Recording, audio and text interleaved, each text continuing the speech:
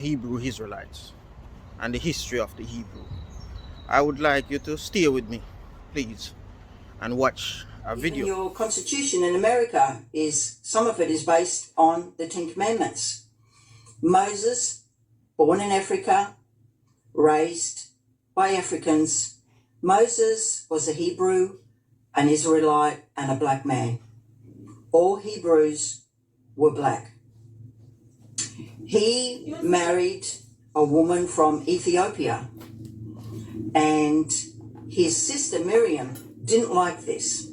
She didn't like it because Ethiopians had a different culture to them.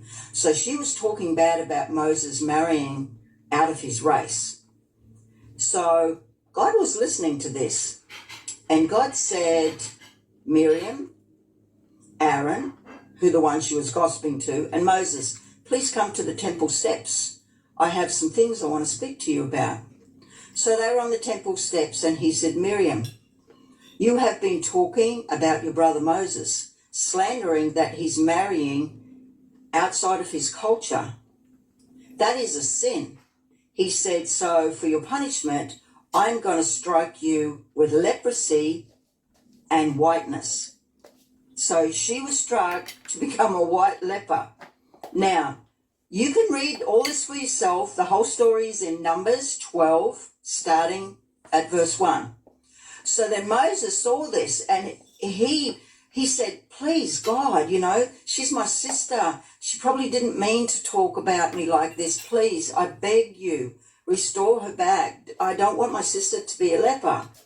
So God, he loved Moses. So he said, Moses, if she was talking bad and your father found out and spat in her face, for 7 days she would be ashamed and have to stand outside the house. So for 7 days then, she will become a white leper. Then after 7 days, I will restore her. But do not forget this lesson. So this you can read for yourself. So next to racism, which is a very dark thing in people's hearts, is jealousy and envy. And be very careful, because what the Bible says about envy is, and you can read it, Proverbs 14:30, it rots your bones. Of Israel. Does that mean they were from the 10 tribes? Likely not. We were taught by the historians and within our own traditions that when the Romans conquered Judea, a few hundred years after that the tribes of Israel went into exile, perhaps millions of Judeans were sold into slavery. Into Africa, into Rome, deep into Africa.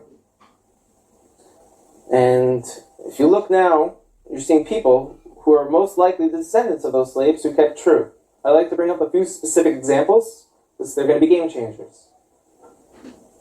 One of them wrote letters to Israel when it became a state. And they said, we're Israelites out in Africa. Everyone laughed at them, and they said, African, Israelites, these people are just trying to jump on the first world country bandwagon. They're living in a third world country, they got nothing. We're coming to Israel, we got innovation, technology. So they're trying to get on this train because there's such a thing called the right of return. All descendants of the Jewish people from around the world were able to move to Israel. So they said we were also. And everyone kind of laughed at them, like I said. And a few people took it serious and went out there and started studying them, learned about their culture. And a professor from Duke University went out there and did DNA testing on them. And he showed not only do they share Semitic genes from people who were in Yemen and back to the Middle East, these gentlemen, a large percent of them, have the Y chromosome to be Kohanim, to be priests. Now, if anyone doesn't know, a priest is a specific family clan of the nation of Israel who come from Aaron, the brother of Moses, who was the first priest. And anyone descended from Aaron, this has the status title priest. And we found that these men in this village in South Africa called Lemba, L-E-M-B-A, carry this genetic marker to let us know that they share the same as from the Sephardic and the Ashkenaz and the population of the people in Israel today. They share the same exact DNA marker. That's mind-blowing. So everyone kind of got humbled a little bit, who laughed at them and said, now what? Now what do we do about this? This could have tremendous implications. Another area in Africa you have something big happening is in Nigeria. You have the Igbo people, or Igbo, pronounced either way. There's 40 million of them, also Christians, like I spoke about before, how that could happen to the children of Israel very easily. But also a lot of them are now coming out and converting back or adopting the rules of the Torah without all the paganism that they've been practicing for hundreds of years. There's been books written about it from scholars in Nigeria, from scholars from the Jewish people. And where it gets interesting is, in America, there was a slave trade. And a lot of the slaves, a very high percentage of them, came from Western Nigerian ports. And in America today, you see a very large movement of African Americans who say that they're the real chosen people, that they're the children of Israel, they're the Judeans. So what are they just trying to create an identity for themselves because they were slaves, or is there really something here? And the answer is, most likely there is something there.